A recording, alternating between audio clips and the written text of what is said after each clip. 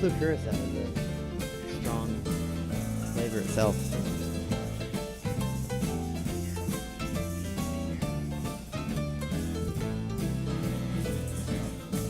Trying to be like a Long Island of some kind. But you put that in a what they call an adios motherfucker, yeah.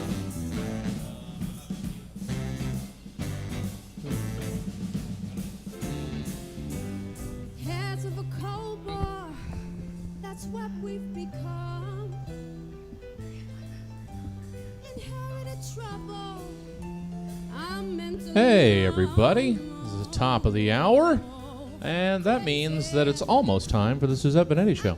Go ahead and grab yourself a snack, maybe get a drink, hit the potty, share the link with your friends that aren't already in the stream. The Suzette Benetti Show is going to start in about 2.5 minutes.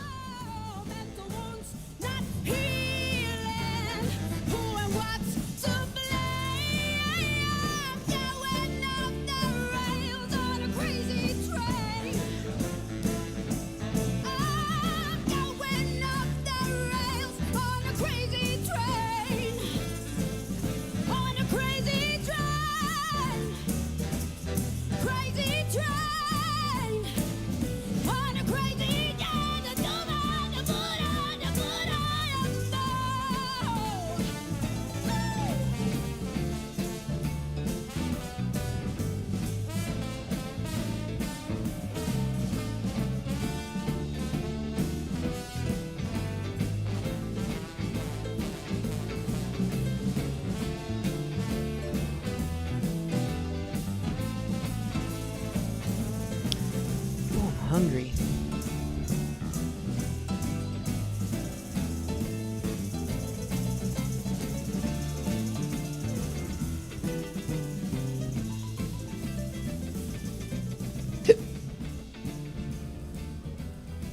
That was a hiccup. It's for anyone that was listening.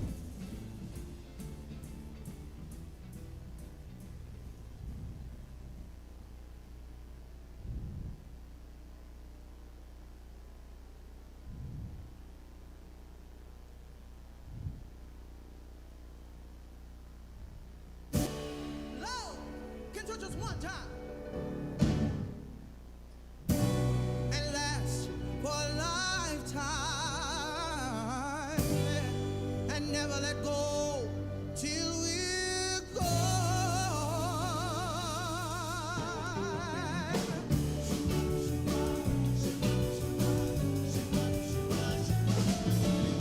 Every night in my dreams I see you, I feel you. That is how I know you far across the distance and spaces between us. You have come to show you the yeah. Wherever you are, I believe that the heart does go on.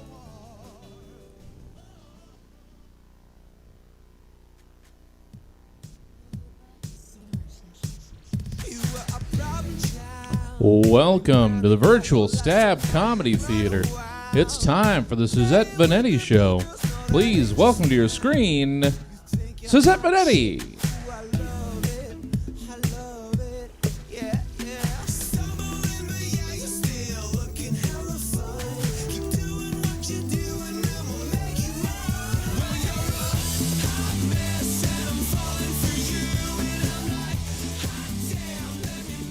Hi, I'm Suzette Benetti.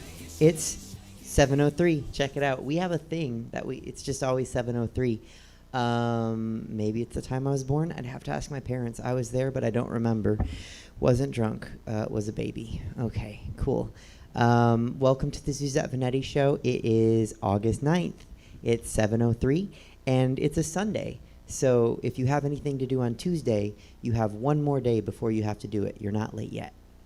And let's get going. Not much at the top of the show. Just going to read some news that I thought was interesting. Then we're going to get going with the show. The GOP admitted, and Kanye kind of admitted, that they're helping him get on the ballot to subvert Joe Biden and steal some votes. So don't be dumb. Just vote for Joe Biden, please. Thank you.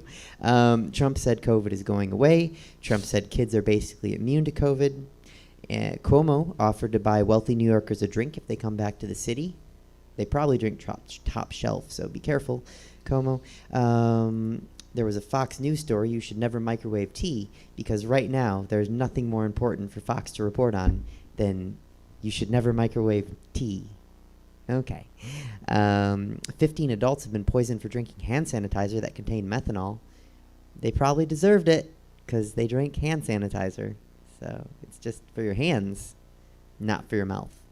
Isn't that the opposite of M&M's? It's kind of like M&M's. Yeah.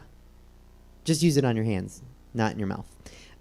Joe Biden still hasn't named a vice presidential candidate.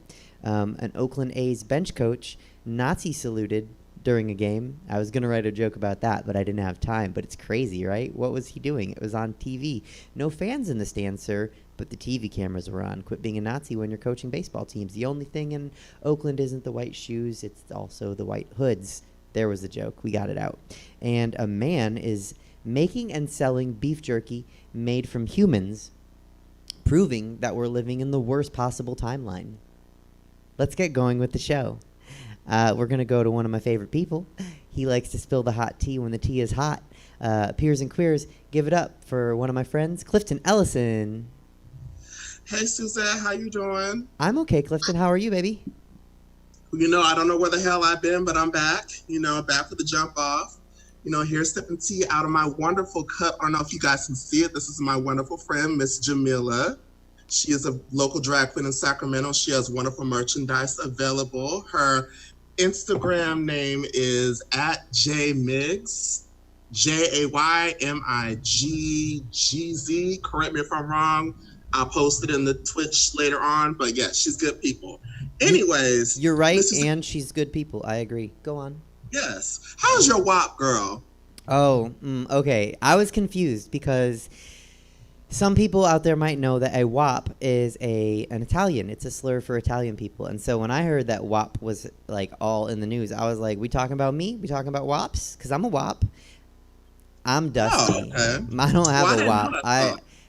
I'm no one's dating Suzette Vanetti. I'm Dusty. I'm busted and dusty. Girl, if you ain't got no WAP, we could fix that there. Here you know. We could fix that right here, sis. Anyways, even though we're all in the house right now, we have finally got our summer anthem from the wonderful Cardi B and Meg Thee Stallion called WAP, W-A-P, which stands for Wet Ass Pussy, or for our children, worship and praise, you know, for God, it's Sunday. Oh, I thought it was something in Gushy. Because I watched the video first, and they were like, it's all Well, good. they released the censored version on the video.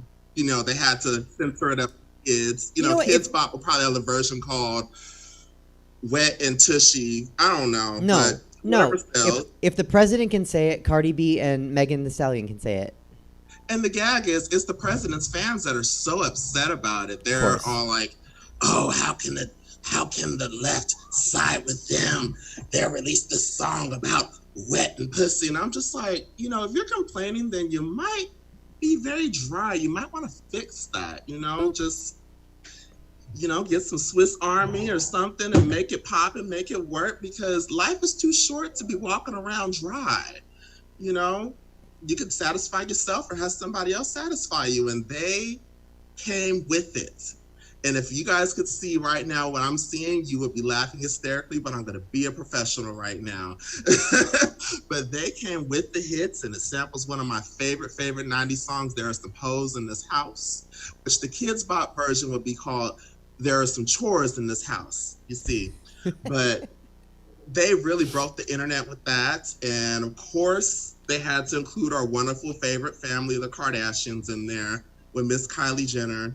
She made an appearance, and there is a whole ass petition with 56,000 signatures already. The video came out on Friday. We're on Sunday. 56,000 signatures. So mad about this little girl in the video. Would you call But it? you know what? Would you call that's it a smart whack marketing. ass petition? Yeah, but that's smart marketing, because, you know, throw somebody in there that's so controversial that will get people looking at your video and talking about it. I'm not mad at it. More money. More money. You know, they got everybody all mad, and I love seeing women own their shit. I love seeing women own their sexuality. Do them boys what they do you. You know? And pour a little bit out. We lost another one in our broadcasting world. Coronavirus took another one. E-News, it's over. After 30 years of being on television, they don't have red carpets to talk about. They don't have any celebrity gossip to talk about, because we're all inside the fucking house. So, yeah, it's a wrap. So, Ryan Seacrest, hey, girl, I know who's hiring. Come talk to me. But anyways, that's all the tea right now. The streets are kind of dry, but I know I'm not, and neither is Cardi. Hey. But Well, I'm as dry as the streets, and I'm just gonna go ahead and keep saying WAP because it's about me in my mind. hey, you know, there's either some hoes in this house or a Suzette. Either or. We'll make it work. No chores, Suzette and whores. Hey, there you go. Come on, raptress Suzette Vanetti. That's another thing you could add to your resume. Maybe I'll work on something. I'll just get some merch. It'll just say, you know, I don't even remember what I just said, but the merch is gonna say it. We'll work on it. We'll Work on it. You been good? I've been good. You know, I was a little sick last week. I had some bad chicken and waffles and made a bitch throw up and it was not cute. So, you know, she's been going through some changes and things though, but you know, I'm back and I'm here and I'm queer and y'all gonna get used to it. So yes. Well, thank you, Clifton. Thanks for coming on and telling us about WAPs. Yes. Love you, Um, Suzette. I love you too, and I'll talk to you soon. Bye. Peers and Queers, that was Clifton Ellison. Go ahead and send him some coin if you want. His information was on the screen below him. All the money, baby. Oh, yeah, all of it. And Stabs is above me, so if you want to send some coin to Stab, we can't sell tickets to the show, so that would be nice for Stab. And also, hey, Heather Jacks, I just wore this to the studio, and I was going to put on a dress for my interview guest, but I was running late because I'm Suzette Vanetti. So I'm rocking you today because I like you, Heather Jacks. Okay, gonna go right to the next contributor. You can check her out on a show. Well, it's tonight. Don't check her out on that show. Watch this show. But check her out when she does other stuff. Follow her on Instagram and all of her handles. Peers and Queers, Chelsea Beers. Yay! Hi. Hi. How are you? I'm fine. We're trying to make each other laugh in the green room, so we're being very inappropriate. I was trying to make Clifton laugh during his set, and he wouldn't. He's too professional. He's very professional. I was very, very surprised because I did not pick that up. I did not pick up that vibe, girl. Okay. So anyway, yes. How are you? You good? Yeah. I mean, other than being reminded how dry and dusty I am, I'm good. Oh shit. All Yeah. right. Now you know we don't have a theme for this segment. We have no idea what I'm going to talk about ever because it changes. I don't know what I'm going to talk about until I log in, and then I'm like, oh shit, let's think of something, right? But something else happened this week. I tried to go on another date. Oh, no. I tried to go on another date. Now, if anyone's been watching like regularly, will know that I am not good at dating. Okay, and it's not me. I don't have the problem. I don't think. What? Do you have something to say? Go. I was gonna say it's not you. It sounds like it's the gentlemen that say things like, "Oh, what will be will be," and then there was an Oompa Loompa that you went on a date with that talked about getting rid of minimum wage. There was also a man at a golf course who looks like a hobbit. Hey, why don't you not recap and take my whole goddamn segment? Let me talk for a second. Okay, so here's what happened. There you go. Thank you, Mike. Good job. Okay, so yes, I was in the past because I just started online trying. Okay, now online dating is hard enough when you don't throw in a global pandemic and a goddamn quarantine. Okay, I'm just saying. It is insanely hard already. But then you throw that in there, and it's like, how are you supposed to meet anybody? I think that all online dating apps should be free until we can meet people in life. That's what I think. I think they should just be free because, goddamn, what else are we supposed to do right now, okay? If you're not quarantined with someone you can fuck regularly, you're screwed, okay? So, here's my thing. I tried to go on a date, okay, recently. This has been like a weekly thing. I try to go on a different date a week, and something happens, okay? So I made a little list, okay? So since we started, I got ghosted once, okay?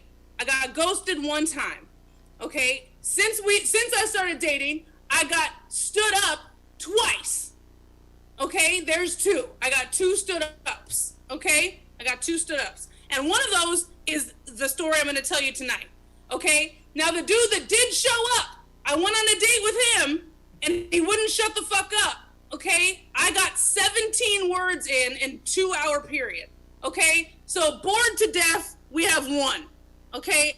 I've been ghosted, stood up twice, bored to death once, all right? Now, here's the thing.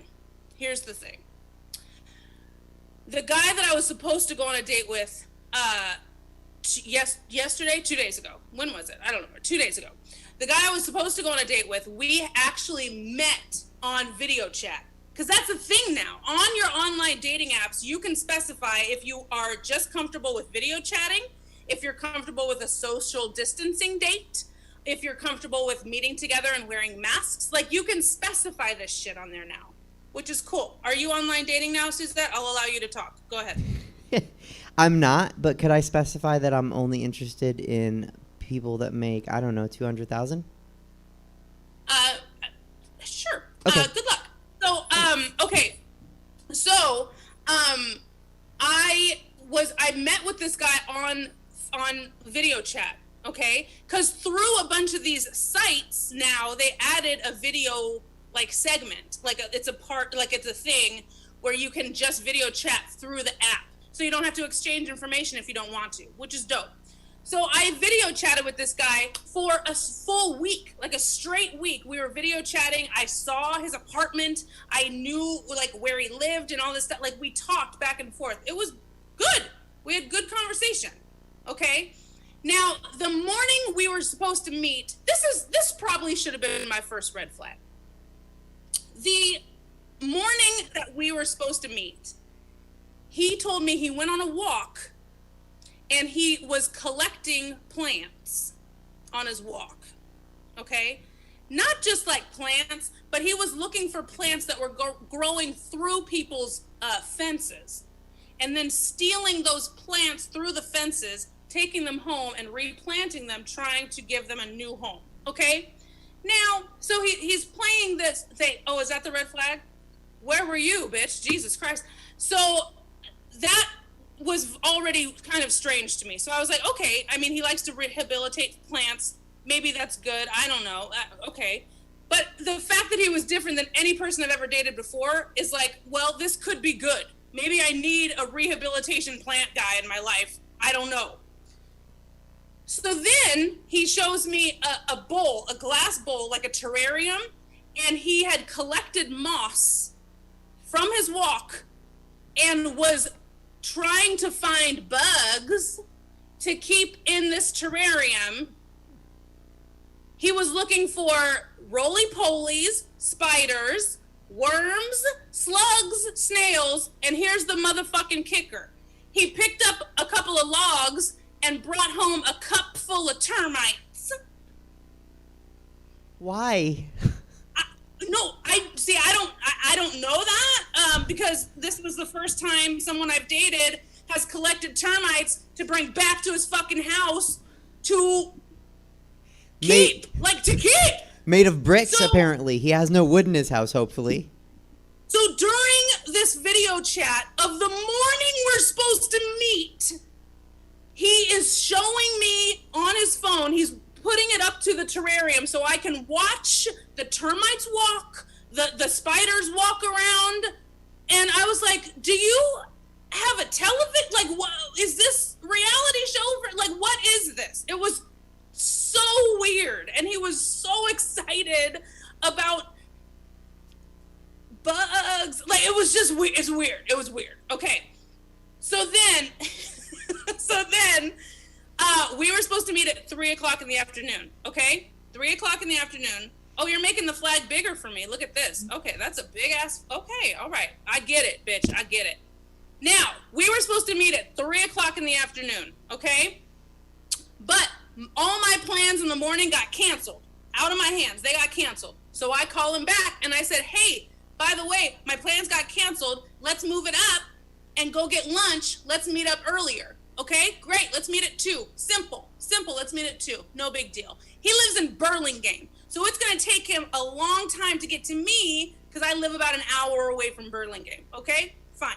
Everyone knows we got it, an hour. Okay, so I wait for his fucking phone call. Okay, at 2:30, he sends me a text message, 2:30, and he says, so I'm getting in the shower now. And I go, okay, so I guess we're not meeting at 2. Got it. Okay. 3:00 comes and goes. 3:15 comes and goes. 3:30 comes, and I go, so I'm guessing we're not meeting, right? And he texts me, well, no, I'm gonna leave soon. I'm making myself eggs.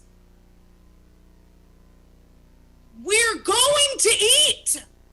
We were going to eat food, and he stopped his life to make eggs. So I'm like, okay, well, enjoy your eggs. I'm out. Like, so then at 4:15, he sends me a text, hey, I'm ready. And I said, congratulations. I have a show at 5. I can't do this. Sorry. It's too late. So now he's texting me like a motherfucking crazy. Like, I'm getting text messages like you would not believe. Just like, I'm so sorry. I blew it. Let's hang out. Today's my birthday. I'm like, today's your birthday? Like, what is this? Celebrate with your termites. So y'all, not only have I been ghosted once, this is in a 2-week period, motherfuckers. I got ghosted once, I got stood up twice, I got bored to death once, and I'm lower than eggs. So that's the last one on my list. I'm lower than eggs. I didn't know that was going to be on the list, but apparently eggs take more of a priority than I do. So fuck dating, y'all. I'm over it.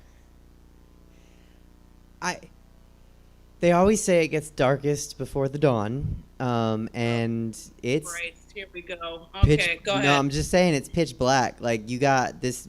The man sounds like a 5th grader collecting bugs, and then he was making eggs. Hopefully, eggs of a chicken, not of a bug. I don't know if bugs lay eggs, but he would know.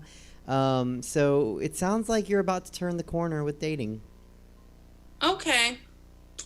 I mean, I hope so. I hope so. It was just very interesting that all this is happening, and I'm like, okay, well, you know, it's a shit scenario, and I hate what this is doing to my psyche, but it brings me a story to talk to you about every week. So there you go. And I'll just keep this list.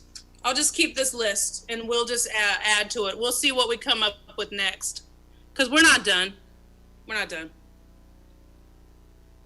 Well, we love you here at the show. Okay, thanks. Are we done? Okay. Have fun tonight. Thanks for coming on. Be careful dating. And when it gets good for you, then I'll dip my toes in the water, because I don't want to date someone that collects bugs. Bye. Bye. Beers and Queers, Chelsea Beers. You can send her some coin or just some better links to some better men. Because the bug men are who she's ending up with now. Okay, to the next contributor we go. Another one of my favorite people. You can catch him on his videos on YouTube, and you can catch him anywhere. Follow his social media handle. Great follow. Fantastic comedian in the virtual space and live whenever we come back to that. Give it up for Mean Dave. Oh, hi everybody. Thanks again. Good to see people, or them seeing us really more in our little Twitch TV fish tank. It's been an interesting week. There's been things. I wasn't here last week. I noticed, so I hopefully things are settled over there at Twitch TV for the Stab Comedy Show. But a lot's gone on. We've had there was an explosion in Beirut. There's more divide in the country over politics and whatnot. But if there is one victory that everyone can agree on, which is, it's a victory that we didn't ever think we would have, but we were able to get rid of Ellen. We were able to figure out that we've now found out that this person, who we thought was a nice person this entire time on daytime television, this monster, has been lying to us the entire time. That in fact, when she's not on camera, pandering to whatever audience that has been following this Pied Piper of cruelty for years, that now she's not a kind person. News to me, because I look at that face and I just can't imagine those baby blues just having an unkind thing to say about anything. But at least we've got her. We're tearing her down slowly but surely, removing this cancer from our midst of culture, and the sooner the better, as far as I'm concerned. So we can get James Corden in there to be a complete piece of shit too behind the scenes, as my friends have confirmed he is, who work in Hollywood. So, it's as we can, we can't have a woman be doing all that shitty stuff. We need to have a man be a piece of shit in Hollywood, because that's, anyway. But beyond that, that's been pretty much my main. I wouldn't call it a concern, because I don't know. I've been enjoying the shelter in place a little too much these days. I'm completely content with when I was a child, I used to pray for the end of the world, and I never thought that I would live to see it actually happen. I didn't even believe in God. Now I realize, there's a God, and he was listening to my prayers when I was a child. So, and I just didn't know it was going to be a slow burn each day, and it's all through my computer too. Because as far as I know, I'm still living in Newark in a nice, I live in my suburb that I'm at, privilege, if you will, living below the poverty line. I've got, I'm incredibly privileged. I got my EBT card and everything to prove my privilege. But beyond that, it's been okay. I did go to Safeway yesterday. A friend of mine was in town. He was waiting for, he paints buildings, and he was just waiting for primer to finish. Which takes about 2 hours. So he said, "Hey, Dave, I have 2 hours to wait for primer to finish. Do you need to go to the store at all?" And I said, "Well, not really, but let's go, man. Fuck it. Let's go check it out." So we went, and I went on an expedition to Safeway, which I don't make it to that often because it's not really walking distance. And I'll be damned if I'm going to pay to take the bus. Actually, I don't have to pay to take the bus in COVID times, but I'm not going to wait for the bus to go get groceries when I can just walk to the grocery outlet right here. My favorite, best shopping you can do it during the coronavirus times, and get my bargain shopping done, and walk home. It's good exercise and all that shit. But I went to Safeway, and I'll be damned if Safeway is looking more beat and depleted than a grocery outlet. There are empty shelves on some places at Safeway. Grocery outlet's full and plentiful, man. I've never thought that the grocery outlet would look more alive than the Safeway. And so we went there. I got some bullshit I can't get anywhere else, and then we went for a walk. And I'll tell you what, how what it's like to watch primer dry? Probably about as exciting as watching me talk about it right now. So that's pretty much that. And so, like I said, another week or another two. Ever since the last 2 weeks, it's been okay. I do want to have a moment of silence for we had a loss in our actual house, in the house I live in. Unfortunately, my landlord, one of his dogs, Soldier. This is all in all sincerity. Soldier is an awesome dog who actually saved our house about in April. I woke up to a fire. I didn't wake up. There was a fire that we were woken up to from the fire alarm, and this dog managed to wake up our landlord and directed him out to where this fire, like basically these rechargeable batteries, just caught fire at like 5 a.m. Could have burned down the whole house if it was given a few more minutes, but luckily he was able to put out the fire in time, and we aired it out. We didn't even have to call the fire department, got all taken care of. And unfortunately, about a couple weeks ago, Soldier was diagnosed with cancer, and then he basically a week later he was having to be put down, which is pretty sad. And so I just wanted to give a little. I haven't really had an opportunity to take to what proper forum, and I felt like this is the proper forum because I never hear laughter on this fucking show, so I might as well bring it down a little bit and kind of have a moment of silence for Soldier out there and wherever he's at in the spirit world. And this is one thing I do have to say was pretty interesting, because my landlord, he's very close with the dog, and he was dealing with some grief, but one thing I kind of thought was poor dude. He's got another dog that's dealing with cancer, and he went to the vet. He was dealing with switching vets, and I don't know, he told me the story and I couldn't quite figure it out, but in the end he got to take out some of that angst on his old vet. He got into a fight with the veterinarian, and two other guys jumped him too, and I've never heard of anybody getting in a fight with a veterinarian. I just thought that was pretty badass, that when you don't think the vet, how many people really blame it. I've seen some shitty vets too. I wish I could have kicked the ass of the vet that put down my first cat, Flower, man, because that motherfucker took my cat away gave her a local, and by the time they brought her back, she was already like catatonic, and I didn't really even get to say goodbye. The poor cat's in la la fucking land. And then I'm like, all right, let's just pull the plug on it, Doc, because you practically halfway killed her already. I would have loved to deck the fuck out of that motherfucker, because he didn't even tell me about that shit. So anyways, he took matters into his own hands and came home a little beaten up, like he had like a black eye and stuff, but he took on 3 dudes. And so I was really impressed by that, and I kind of had to give him a shout out for that. And then I told my dad that story, and my dad, he said, "Oh, I just came from the vet too. I just because he's got his dog Jake." And he goes, "You know what? I think I could take my vet. She's only 120 pounds." And I was like, "Yeah, okay, Dad." You know, but then I also had to remind him, I'm like, "Yeah, but Dad, you're almost 70, and women these days train in MMA. Don't assume anything just because they're 120 pounds." So, anyways, but yeah, so that was my 2 weeks. So we got Ellen out of there. Isn't that great? So we got Ellen out of there. Hopefully we get Trump out of there, and everything will be okay, right? Isn't that, and hopefully get coronavirus out. So, all right, that's it. Let's do an actual moment of silence for Soldier. I like that idea. Thank you. Thank you. Moment of silence for Soldier. All right, that's good. Thanks, Mean Dave. I'm glad Thank you're you. okay. I'm glad Newark's all right. Stay at Grocery Outlet, because it sounds like Safeway out there in Newark is not good. It's good. No, we got a good one here. Right So, on. Well, I love you and I miss you, and I'm glad you're back. Thank you. All right. Glad to be back. Take care. You too. All right, peers and queers, that was Mean Dave. His information was below him on the screen, and you can send him some coin, because, again, we're all performers, and we can't perform. Although I just heard that the Sacramento Brew Bikes are open right now, which just makes me really angry, because I already hate the fucking Brew Bikes. Like, they can go to hell. They could just drive straight into hell, for all I care. And now they're open, sitting 6 inches away from each other, spewing their droplets while they're drinking beer, because they don't have masks on, because they're drinking beer because it's a motherfucking brew bike. Fuck them.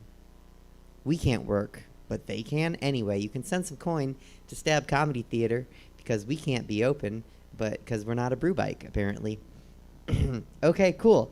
Let's go with our guest. He is one of the funniest people you will ever see live, and I'm sure he's one of the funniest people you'll ever see virtually. He does cruise ships, colleges, and he does Zoom shows with one of our contributors, Chelsea Bierce. And make sure you follow him on social media and catch up with him when you can in person. Peers and Queers, give it up for Miles Weber. Hey, what's Hey. happening, everybody? Hi, Miles. How are you? I'm good, Suzette. How you doing, girl? I'm hot. I'm like temperature-wise, like it's hot right now. It's warm. How hot is hot to you right now? Because like I'm in Las Vegas, and hot here is a completely different animal entirely. So, like, what do you know what the temperature is in the room that you're in right now? The room that I'm in, I don't know. It's probably like Well, sadly, the room is not that much different than the exterior, because this room is terrible. So we're probably in the 90s in here. yeah, it's about 100 Oh, degrees okay. outside. That's pretty hot. Yeah, we have the AC set to like 82 just to be nice in here. And so that feels like it's nice enough for me to wear a black t-shirt inside if it's 82, because it's 110 outside. Well, I mean, it's probably like 105 now because the sun's going down. So, yeah, I know how you feel, girl. Hotness is a bitch. Yeah, no, it is. What have you been up to during the pandemic? I've been hanging out with Chelsea a lot. So that's definitely been a thing. I've been going up there a lot with my wife, and we've been shooting a lot of content together and eating a lot of nasty shit. Chelsea just always had a passion for putting odd things in her mouth and near her face. So, it was a way for us both to fulfill a dream of ours, hers to do that and mine to make money. So we've been just finding creative ways to, generate funds with all this weird stuff going on. And I mean, it's actually been cool. So I've just been trying to be as creative as possible, writing a whole hell of a lot. So yeah, man, trying to keep busy, trying to keep the creative juices flowing. So that actually brings up my first question. You are amazing at doing crowd work and riffing, which isn't to say that you're not amazing when you do material. And you're writing right now. Can you explain to the audience, in case they don't know, what the difference is between riffing writing and crowd work? Yes. Oh man, it happened. So riffing is when there's improvisation happening. You know, a lot of crowd interaction. Ask people questions. You kind of banter back and forth. That's called crowd work or riffing. And so, you know, traditionally stand-up comedy, you write jokes or you tell stories, all that fun stuff. So I started riffing early on in my stand-up career from hosting an open mic every week. And so I would just go up with nothing and figure out how to tie the room together myself. And so I got pretty good at riffing and started doing it more in my sets. And I was pretty good at it. And it helped me pad out and make up for the jokes that I totally didn't have at all. So I oversold the hell out of a bunch of C jokes, made them sound like A jokes, and then riffed the rest. And I was able to get booked. And over the years, I've been able to fine tune that and have taught a couple of riffing classes that I think you came to one, didn't you? I did. Yes. So and Chelsea also kind of helped me with those as well, because she is also very, very talented and exceptional at riffing and improvisation. And so we play together a lot real well with that in that regard. So yeah, it's just fun. I like it. I like riffing. It's more unexpected, you know. It definitely, you never know what you're gonna get. Usually goes well. Sometimes it doesn't, but hey, that's the nature of the beast. You just got to be able to recover well. But yeah, man. So that's the difference. So in the class that I attended that you taught about riffing, you talked about the hurt line. Can you tell me a little bit right now about the hurt line? Yeah, man. I mean, that's for anybody who's like talking to a person who they just kind of want to like ream into their ass, you know? Like the hurt line's kind of like a psychological calculation you have to evaluate with like somebody who's being a dick in the audience during a comedy show. You have to make sure that what you say is a retort to this person doesn't cross the hurt line, which means that you say something that even the audience that doesn't like this person is like, that was too far. So you got to kind of take a safe guess of where that hurt line is. If somebody's just said one thing, well, I mean, you might not be able to go like super duper crazy, cuss them out. That might seem that's a little too far. So that's crossing that hurt line. And then, you know, giving people warnings kind of helps and things. The more you kind of like try and avoid tearing into somebody, the further away the hurt line it gets kind of pushed, because everybody's watching you tell them, hey, you really shouldn't do this and we should stop and you're being mean. So the more you try and be gentle with it, then if it persists, people are going to be like, yeah, kill him, light his ass up, brah, brah. People are going to go nuts and they get all roast mode and everything and go all wild and out. And that's when the hurt line is super far away. If somebody's just being a complete and total dick, then you have to go really, really out of your way, or just do what Michael Richards said and say something completely racist over and over again to cross the hurt line. Usually racism will always get that line crossed no matter what the person has done. So and that's just, you know, now I feel like nowadays people get so quick to argue with people and try and just insult them. You know, I think you can have your own hurt lines and conversation with people, you know? Give people the benefit of the doubt when you're just like talking to them normal, like, should I lay into him now? Let me give him a little bit more leeway. That way it's warranted if I have to later in the conversation. And then maybe you can come to an agreement and surprise yourself. But yeah, I think it's good to understand psychologically what is and isn't warranted as far as like just reaming into somebody. I think it's a very good thing to be aware of. And there's, in the class, you mentioned that there's somebody that you should never try to be funnier than. Do you recall that? Remind me.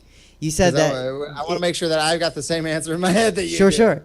So there will be people in the audience, and like you can try to be funnier. If I remember correctly, just be funnier than the person heckling you in the audience, unless the person is funnier than you, and you can tell sometimes. Usually it's two different types of people tend to be always, as a default, funnier than most people. And that's just a matter of the odds. I'm not saying all the time, but the odds are substantially higher. That if you're engaging in a comedy show as a comedian with an audience member who is gay or black, a black woman, in particular, they're funnier than you. Just go in understanding full and well, if it's a gay black woman, just don't even bother. It's not going to work. The most then you can do is just play Venus and Serena. Just got to play tennis with them as much as you can, is to just try and agree. And you just start improv, yes, and everything they say. Like, they might insult you and be like, boy, you got a stupid head. Yes. And did you see how dumb my ears are? Like, you gotta go in on whatever they're going to. So the only way to kind of dismember them is to make fun of you harder than they can. So that's the only way you're gonna get out of that. So that's just a good rule of thumb. You could try. Many men and good women have tried and failed to get into a heckling altercation with a person of the gay community or a black female. But yeah, don't do it. I don't recommend it. I do not recommend it. I quote that advice a lot to people, and I attribute it to you because it's good advice. Thank you. When you do cruise ship work, how does that go? I mean, it was cool. I was working for Carnival for a year. All last year, I worked for them, and that was my first time doing cruise ships. It's interesting. It's a different type of people. I think I like doing it. I mean, it pays well, and that definitely helps fill out your year, and you get to go cool places, and hey, free cruise. But also, I like that it's like kind of the challenge of casting a wide net as a comedian, because I mean, it's a different type of people entirely. Like, these are people on vacation, so they don't want to have to think or hear about any type of something that's going to have to change their mind on something. So they're just here for fun and silliness and playfulness and everything. So that's a different type of energy to perform on in and of itself. But also that's different from like doing colleges, which are, okay, these are new kids who don't know what's okay and not to say. And they might be a little sheltered. So you have to be a certain way here. And then that's going to be different from a comedy club crowd, which is going to be different from a corporate crowd. And so I feel like being able to do all of those different types of audiences just keeps you well-rounded, and you don't just get stuck in one area. Because doing cruises, I met a lot of guys and girls that have been doing cruises for decades, man. Like, some of them longer than I've been alive, man. It's crazy. And that's what they do. And they've just been doing cruises forever. And right now, some of them are hurting because they don't know when the cruises are going to come back. And so this is where it's like, okay, man, I see where, you just want to, it's hard. You just want to take care of your family and do the right thing to make sure you're providing for your family and loved ones. But that requires you being gone a lot and also becoming really good and exceptional at this one type of comedy, but not really challenging yourself in a club setting or a college setting, or so your radar of like how big of a net you could cast is off. So I like cruise ships for the fact that it was a certain type of people that I would usually probably never actually hang out with outside of this working environment. But I'm here on a ship with them, so let's see if I can find a way to make the most of it and get to know them in fun ways. So that's why I've been enjoying doing them when I was doing them, but it hasn't been this year. That's probably good because they just sent a cruise ship out and immediately, like, everybody and the fish all around the boat got COVID. So stay away from them for now. Without being disparaging, I'm kind of curious, based on your answer, what kind of material does someone who's been doing cruise ships for 30 years, like, what sort of jokes? And I'm not trying to out anyone as having, like, bad jokes, but... No. Someone who's been doing cruise ships for a long time, they usually have, because we do different sets that are advertised on for the week. So you're on a cruise for a week, and you could come see me, and I'll do 5 shows, but 3 of them are completely different, and 1 of them is for kids. So we have to make our shows different. So you've got different, like, 30-minute shows that you're doing all week. Some of these people who've been doing these cruise ships for decades, they can do a different 30 for all 5, but one of them, it's 30 minutes of just cruise jokes. Like, hey, you guys notice that your cabin's like this, and you can, like, lay in bed and also pee in the bathroom at the same time because it's right. Like, it's all these, just very obvious observations and things about the ship.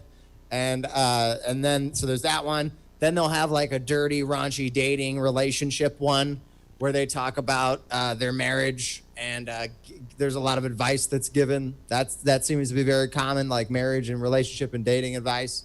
There seems to be a show devoted to that.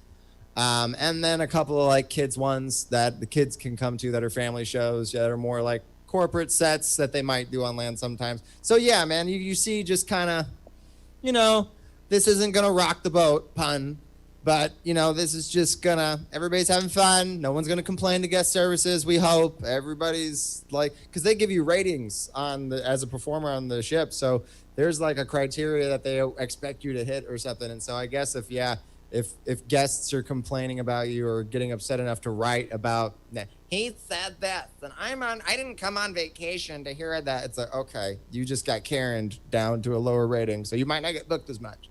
So they're more inclined to play it kind of safer or take very calculated risks. But I've seen those, they don't. They're playing the hits. They've been doing this set for a long time, and they're just comfortable doing it. And I get it. I totally understand it. I totally get what they're coming from. So there's cruise ships, colleges, clubs, bars, bar shows. Yeah, bar shows are important. What's your favorite? Man, it's hard to say which one I have a favorite of. I really like doing a dirty dive bar. Just some rowdy. I've had some fun on like bar patios where it's just a bunch of people packed by like a fire pit, and I'm just in the corner, and just that's a lot of fun because they're really not expecting much of anything. Like, they don't want to hear this eloquently written joke about what's going on, no, they don't give a fuck. They just want you to kind of razzle dazzle them in front of you right then. So those ones are a lot of fun. But also, like, I think comedy clubs are really fun because I feel like comedy clubs, anything goes. The comedy clubs are the only one where it's a very understood, unspoken agreement between the audience. Like, you're coming to hear us. This is the comedy club. This is where weird thoughts are explored and unusual things are talked about. And you might not like it, and it might offend you, but here it's okay. Now, if I go to your college, you're paying me to come there. I'm a guest working at your establishment. Okay, now you have a little bit more leeway to be kind of offended by certain things I say. We can argue about it, but you've definitely got the leeway because it's your home field that we're playing on. That's the difference there. I like a comedy club because you're coming to our house. And at our house, our rules are I need to get as close to this line as possible where it's not okay to say or think these things. And the closer I could get to this line, the better I'm doing my job. That's my job. And so you're coming here to watch us dance around this line because it's the same reason you go watch the trapeze. I want to watch someone almost die. And you want to watch me almost piss you off because your happy place it's like a kink, like when you're getting choked, when you're fucking, you want to almost die, but not actually die because almost dying is hot. So you want to almost get offended, but not absolutely. And that's where the fucking spice happens. And I feel like that's what we're agreeing to at a comedy club. Most very reasonable people understand that that's what we're doing at a comedy club. You'll get some drunk chick who it's her birthday or bachelorette party and she thinks it's all about her. And she'll find out very quickly that it's not. Right? See? There you go, girl. Right on. It's you in the back with one of those dick unicorn ones that light up. I like those. So yeah, I think at a comedy club, it's more of like, this is a place where we investigate weird ideas. So I think comedy clubs are my favorite. I do like comedy clubs. I was going to tie it together with last week's guest. I had Ty Rivera, and he likes bar shows. And then and I was having some pizza with a future guest, DJ Sandu. And normally I wouldn't just go ahead and quote somebody, but knowing DJ, he wouldn't mind if I quoted him because he said it, so he knows he said it. He was saying how important it is to be able to do all the rooms like you said. You can see when somebody grows up in clubs but can't do a bar show. But I do like clubs the most. I'm with you. Oh yeah, man. And I mean, it's so good, but the bar shows are so important too. I mean, like, if we're going to stay on the kink analogy, you know, I mean, comedy clubs and corporates can almost be like kind of romantic. Like, I prepared these jokes for you. Well, look how well thought out they were. Like, you know, it's real nice and it's kind of like foreplay. Whereas a bar show is just like bent over the kitchen counter, like breakfast is half eaten. Like, I mean, you haven't even washed your face yet. Like, it's dirty, but it's animalistic, but it's really fun. Like, that's the satisfaction of a good bar show. There's no rules. Everybody expects it to be stupid and ridiculous. And it's almost like they want you to offend them. Like, that's what they're getting. There's a lot of like sense of humor in a bar show that's similar with comics, which is we're so fucked up. You got to go real far to get us to break. So I feel like a bar show is really good just to kind of bring you back to reality. Man, I mean, you could do a theater, but come back down to reality with a bar show, just to let you know what real life's like. So 2 other follow-ups from what you just the whole thing that you just said. Do you ever get surprised? Because you mentioned corporates too. So now we have bar shows, cruise ships, colleges, clubs, corporates. I think that was all we said.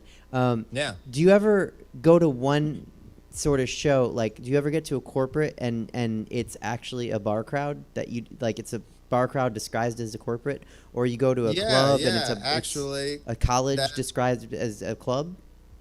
Yeah, I've gotten to you got to be ready for whatever you're going to get. That's the fun of stand up, is you never know what you're going to get when you show up. And so I've gotten hired for corporates that it's like, all right, it's at my friend's bar and she owns it and it's going to be off the beaten path. And I get there and it's like a dive bar, but it's just packed with these people that they're like, oh yeah, we work for this business and we're friends. And so it's like, okay, so this is almost like a brewery kind of company feel to it. So those ones, they're like, do whatever you want, it's fine. But then you're just kind of battling. You're always battling the corporate elements, which is if you're doing a corporate 99% of the time, it's not set up for you to win at all. Like, and so I'll be at the bar show, but they're like, all right, we got you over next to that pinball machine and we can't figure out how to turn it off. And the plug is like really in there. So it'll only go off like every minute and a half. So, and we don't have a light. So we figured if you just turn towards the pinball machine, the light from the pinball machine will just light up your face. And that'll probably be enough, right? And this is literally, you're getting paid like thousands of dollars to do this corporate, but this is what you're set up for. And so, yeah, you get there and you're just like, okay, well, how can I make this work? You got to find creative ways to make it work.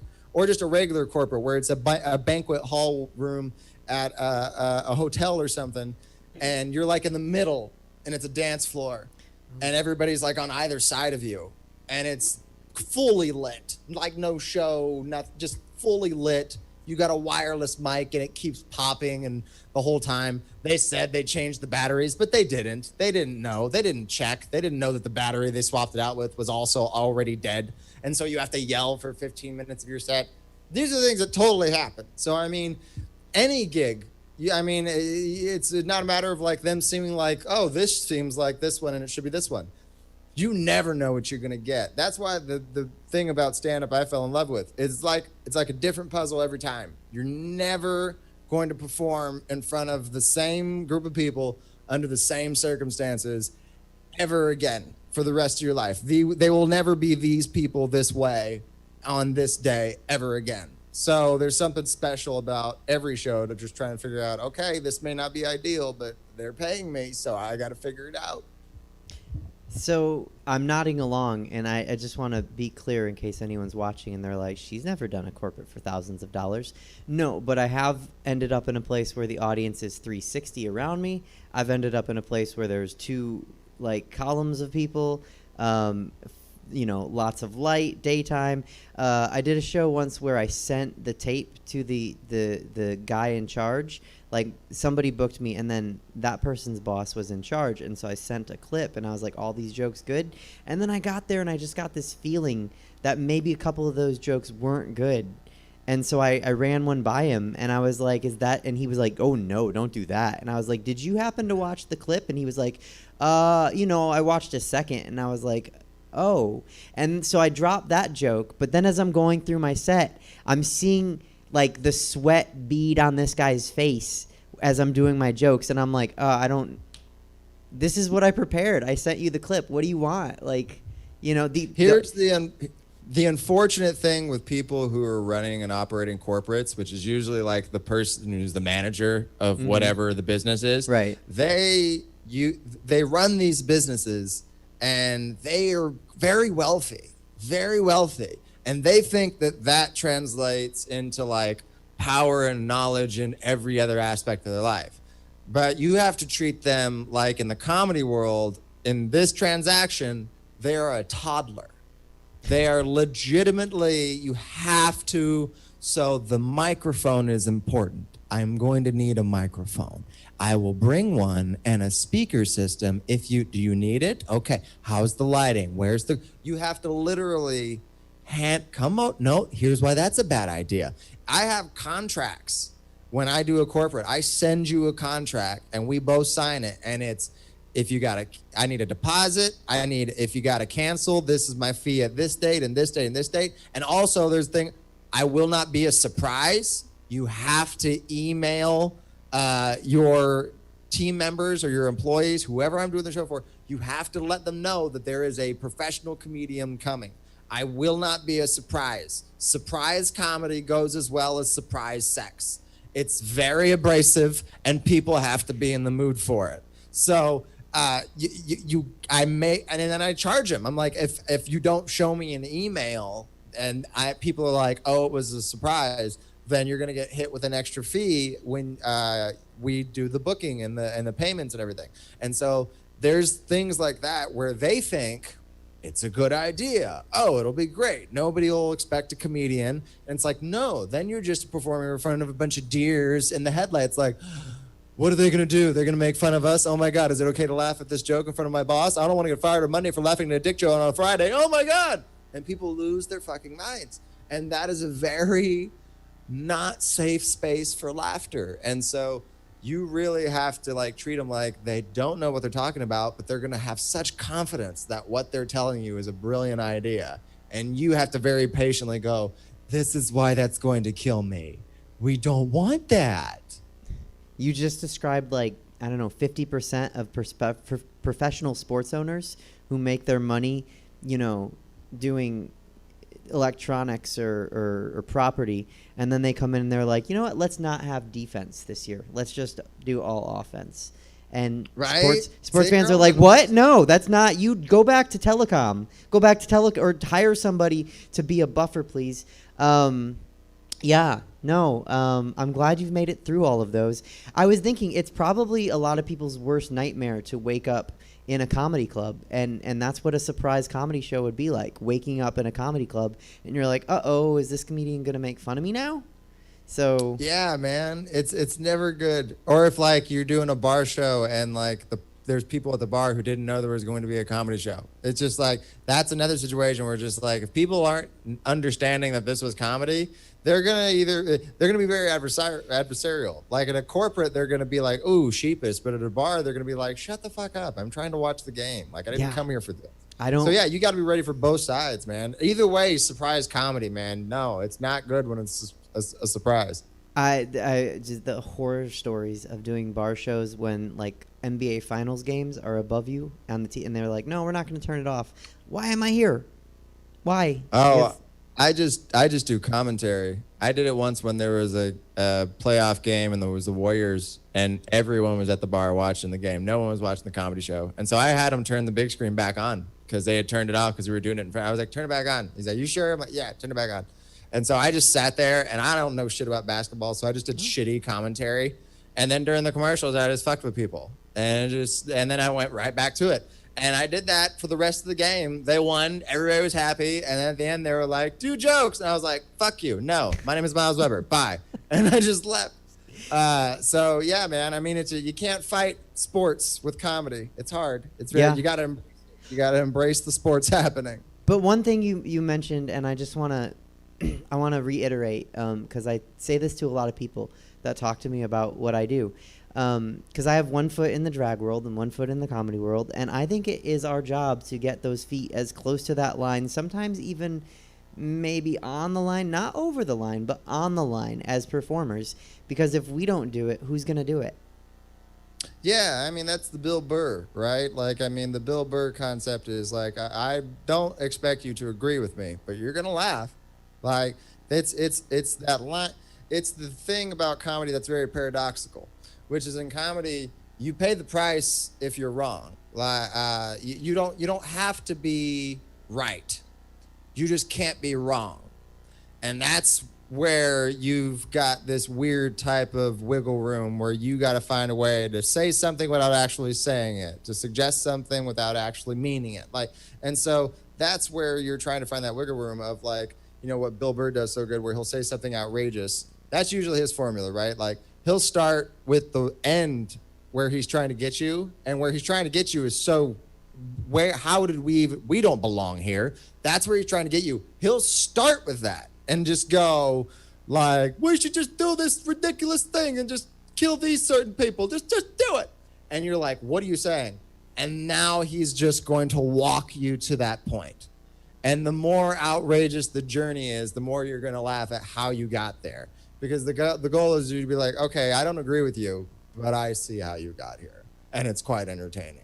So yeah, I think there's something to be said about the psychology of that, of just tiptoeing around that line or going over the line, but you know how I got here, right? That's kind of like you're letting them establish the rules for like where the line is and what have you. Right. I want to make sure we get you out in time, so I'm going to skip ahead a little bit. For sure, man. So you have some friends of this show. I mean, you know, beside me. But so you did work. My guy who does my graphics and in real life is my DJ. You worked with DJ Pocket at Six Flags. Do you have a favorite Six Flags memory? Oh man, right on. I know that. Oh, goodness gracious, those are my days. I worked at Six Flags. I think it was like 2011, 2012. I want to say. And I was an explorer guide. I would just talk about the animals at the different animal exhibits. And then I was in the costume department, and I hosted the Looney Tunes show, because my thing with them was they knew I did stand-up back then, because I was in my early 20s. And so I was still doing stand-up. So I had shows most nights. So I told him, I was like, I'll work in the entertainment, because he wanted me to perform. Because they're like, oh, you do stand-up, you'd be a great performer. I was like, but I won't wear the mascot head. Like, I'm not, because I got to go do shows and I got to have my hair ready. And so and that was my excuse. And they were like, yeah, totally, absolutely. And so I only hosted the Looney Tunes shows, which was me I throw on a vest and some slacks and just dance and be all like, hey, kids. And then I was the Green Lantern. And because that way I didn't have to wear anything on my head but a mask and a muscle suit and spandex and a very large compensating cup. So, yeah, man, no, Six Flags was dope. I liked working there. That was a lot of fun. That was a simpler time, wasn't it? Costumes is interesting because you get kids grabbing you in places they shouldn't, and then you got to try and like move their hands away. The kids are little; they just put their hands in places they don't mean nothing, but it's very uncomfortable. But nah, man, working at Six Flags is dope. It was an easy job. We were just taking pictures with kids and watching Space Jam backstage, so it was very, very easy. But yeah, that was fun. And then, so not only did you work there with DJ Pocket, but you also, you mentioned earlier at the top of the interview, you do a lot of stuff, and you've actually been on the show before with Chelsea. So you guys host a Zoom comedy show. Yes. Me and Chelsea Bierce, we host a Zoom comedy show called This Zoom Comedy Show, rather, is No Joke. There are no joke Zoom comedy shows. And when this whole pandemic and the lockdown and everything started, everybody started doing Zoom comedy shows, and her and I would just talk to each other. We were like, hey man, I don't want to do just straight jokes to a camera. It feels weird. Like I could do it, and people will like it just fine, but there's there's something with like your stand-up, you want to feel like this is real. Like you're genuinely getting like an emotion out of me. I'm excited to give you these jokes or whatever. And it's just hard to be excited just doing them straight to a camera. And so we told each other, hey, let's just do sets together and we'll just do what we do. Let's just try and make each other laugh. And that's just going to make everybody else laugh. And so that's just kind of the relationship we've always had as long as we've been friends, is just our conversations are ridiculous. So we started doing it on stage together with our shows that we call Two for the Money when we do stand up together. And we just started doing them on Zoom. We have people hop in, and I describe it like it's almost like the after bar at a comedy show. Like the show's over, but everybody still wants to go hang out with the comics. So, okay, well, we're going to the bar down at the end of the block, and we're going to have drinks, and everybody's just going to tell stories, and we're just going to bullshit. And so that's what it feels like. It's like if you got to go to a bar after a comedy show with the comics and have a beer with them and hang out. Everybody has a drink. We all sit down. We greet people as they come in. And then we'll talk to each other, tell stories with friends that we have on, and then just bounce around to people. Hey, how are you doing? Oh, you guys together? Let's talk about that. And so we'll have a lot of fun. And it's got a good vibe to it. So, yeah, we do those shows on most Saturday nights. So if you follow me or Chelsea online, you can see when we're doing our Zoom shows. And then you do that in person. And how can people find it in person when the world goes back to normal? When the world goes back to normal, if you go to milesweber.com, that's Miles with a Y, Weber 1B, just go to milesweber.com. My full schedule is on there. I got some shows that are going to be live coming up in the fall. And I just did some live shows in Minneapolis and in Phoenix, Arizona. So they're happening. They're sprinkling throughout, but more are going to be happening in the fall. And me and Chelsea have some that we're trying to book out as well for the fall. I think we're going to be in Wisconsin. Yeah, we're going to be in Appleton, Wisconsin for Halloween weekend. That's going to be fun. So Okay, that should be interesting. Yeah. So yeah, follow us online, and then if you find my website, then full tour schedules are on there for seeing us live. And you probably still have a Green Lantern costume lying around somewhere, so you're ready for Halloween weekend. I know, right? Give me a 3-sentence answer. You kind of already did this at the top of the interview, but you and Chelsea were doing that awful thing with drinking things out of cups. Yeah, that was rough. So yeah, man, we've done all kinds of wild stuff. We started doing Truth or Cup. So it started out, people would just ask us questions, and if we didn't want to tell the truth, we had to like drink something nasty, some just nasty kitchen concoction. And then it just kept getting grosser and grosser. And it just got to where it was like, oh, mayonnaise. So we're eating mayonnaise and ranch dressing. And then we're mixing shit. We started mixing alcohol and stuff. That was awful. And we're just trying to make each other puke. I made her puke a couple times. But then we did an alcohol one, man. I almost died. It was rough. We did like a King's Cup one where we're just mixing lights and darks and hard alcohols. Oh, it was rough. And then we did one where we ate bugs. We ordered bugs off the internet because you can get anything off the internet. And we ate bugs. It was super wild. I do not recommend it. They were absolutely disgusting. But we've been doing that, man, just to entertain people, and they've been tipping us. And that's how we've been getting by this whole pandemic, man. I mean, like, it's been super wild. So, yeah, that's what we've been doing. It's been a lot of fun. But I clearly need to do some of that because we don't get a lot of tips on this show. And I do want to call back earlier with Chelsea's date. She's not watching anymore, but maybe that's why a bug guy took her on a date. Maybe he saw that episode and he was like, that's my type of girl. That makes so much sense. Doesn't it? Last question before we get to rapid fire. Yes. You have, because I have a pug, and pug people love pug people because we love our pugs. You have a pug and a wife, and you do stand-up comedy. Can you give any advice to anyone watching the show that might have a family and a pug or an uglier kind of dog that wants to do that? Because it's not easy to balance all that. It's definitely not, man. It's very, very difficult. I always tell people that dating a comedian is like dating somebody with a mental illness. Like, because we're going to do things in the name of comedy that you're going to be like, are you crazy? And we're going to be like, yeah. And it's just not going to change. Yeah, man, I think you have to definitely, the balance is what you said. The balance is key. Career's important, but you have to make time for the relationship too. And I, my wife's always been extremely supportive of my comedy career, and she's my manager and co-writer in a lot of ways. She does help me write, and so she's super supportive. But when you work together as colleagues, that's kind of like you're not wearing the husband or wife hat, so you're kind of wearing the coworker hat, and then you put on the comedian hat, and that becomes hard. And then the distance, you're gone so much. You got to try and go, okay, let's make time with each other a priority, and let's make sure it's quality time. Sometimes you can only watch a TV show or grab breakfast in the morning, and then that's it. And that's just the way it is. But you have to carve out quality time with each other where you're going and let's have a weekend where there's no comedy and just fuck off in nature and have a good time. And so spending that quality time, because then you get to see the dog and everything. Our dog, we've had him since he was 6 weeks old, and we got a 3-legged pug that's getting ready to turn 7 in like a week and a half, man. And I'm like, man, he's 7. Where'd the time go?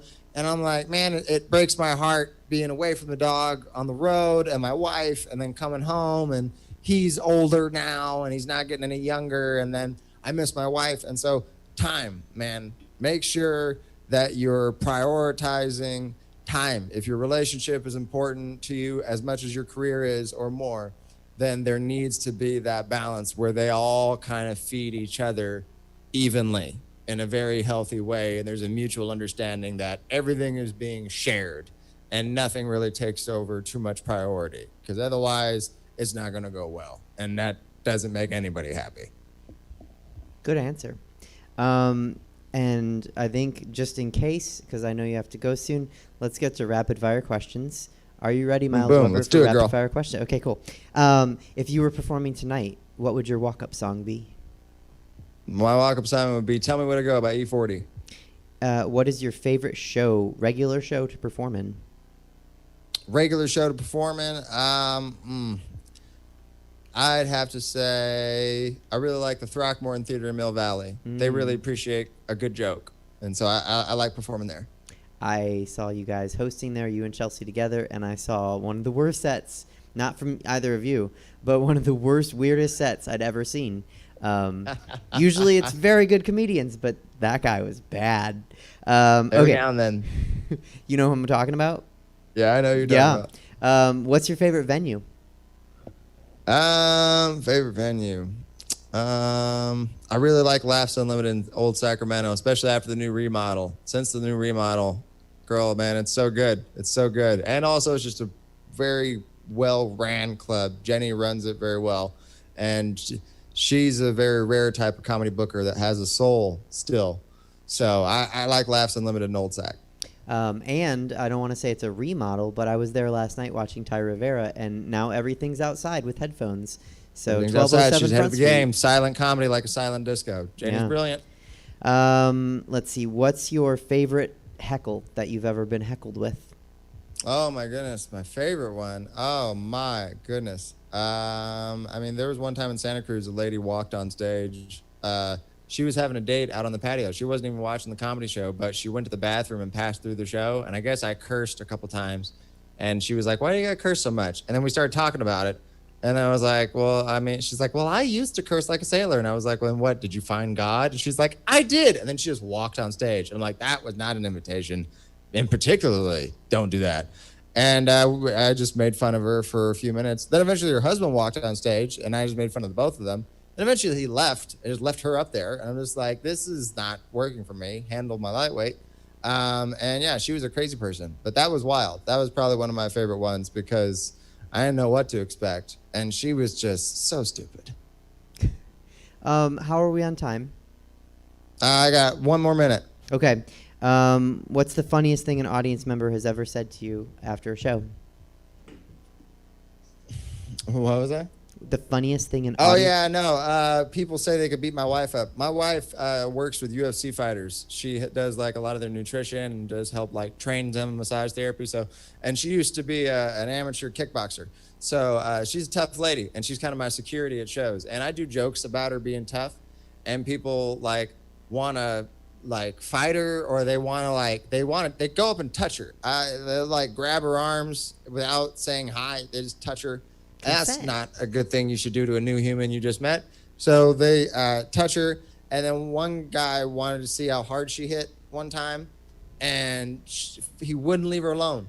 And for like a half hour, he just keeps coming back. And then finally, she punched him, and he just opened himself up for it. And he's like, come on. And he's pointing to his ribs, and she punched him in the ribs, and she cracked his ribs. Because their friend messaged me the next day and said, oh, yeah, we had to take him to the doctor this morning, and he cracked his ribs. And we are going to tell everybody how it really happened, because he's going to try and lie. And I was like, I insist that you tell everybody the true story of what happened. So, yeah, people are just dumb in that way. That seems to be the most interesting thing, is people want to see how hard my wife can hit, and that's just not a good idea. That seems to be all of our time. I have some more rapid fire questions. We'll have to get to them another time. Yeah, man. Yeah, I'll definitely come back on, girl. Absolutely. Thank you. I appreciate you having me on. This was a lot of fun. We had a lot of fun, too. Thank you so much for coming on, Miles. Absolutely. Right Okay. on, Suzette. You have a good one. You too. All right, Peers and Queers, that was Miles Weber. You can send him some coin at his Venmo. You can follow him on Instagram at his Instagram handle. And I have some lower back sweat because it is hot in Sacramento. And it is hot in this theater, which is like one thing, like a lot more people in the theater would probably make it hotter. So at least this is happening during the summer. And with that, we're going to get to our last guest that we always have, actor, comic, producer, whatever he is, David Shapiro. David, can you hear me? Hello. Suzette? Hey. Yeah, how are you? How are you? Oh, I'm good. How are you? Good. Good. What are we talking about today? I want to talk about masks. We've done that. Everyone's done that. Yes. So why are we going to do it more? Well, I have a story that's about masks. Okay. So the other night, Thursday, I think. No, Friday. Friday night, I was walking through Midtown Sacramento with some friends of mine and friends of yours also. And a car screeched to a halt in the middle of L Street, right? Like you heard the brakes, like, "Grr!" And then the dude, like, I didn't pay attention because, like, I don't go be a bad driver. Like, I'm walking on the sidewalk. What do I care? Like, you do you.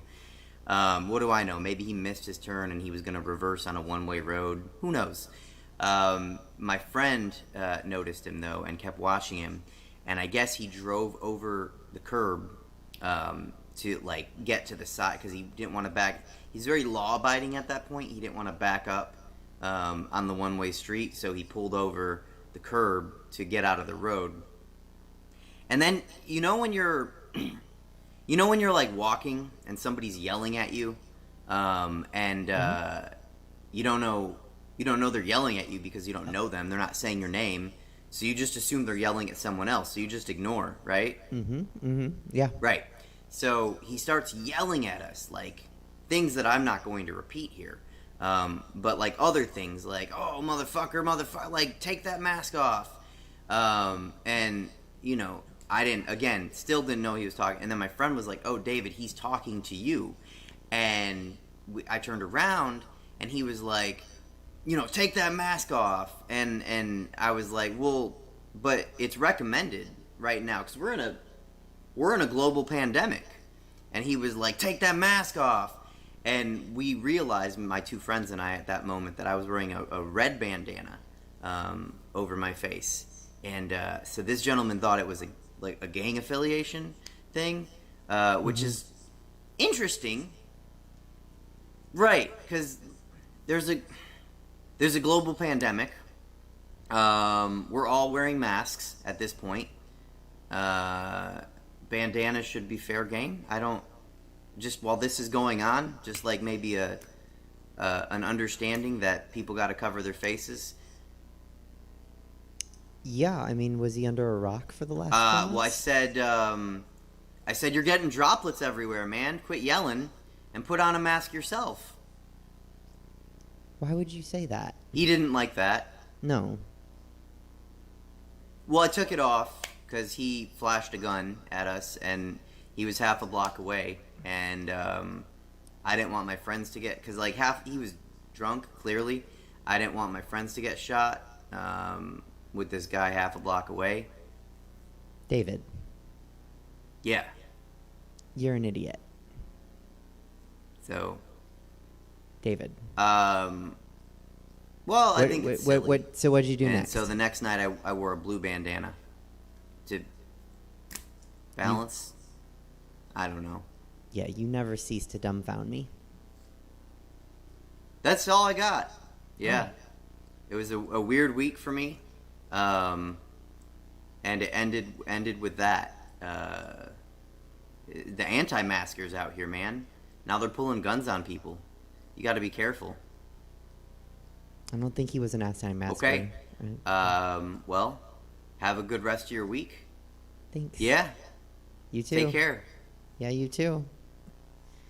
Okay. That was David Shapiro, producer, comic, whatever he is. Any questions on the chat boards? Nope. Okay, cool. You guys can engage with us during if you want to, ask questions and stuff. We're open to that. So in summation, the brew bikes suck. And that was the show. Thank you for watching. We'll be back next week on August 16th, 7:03 p.m. with Honey LeBronx, vegan drag queen from New York. Tune in, and we'll see you then.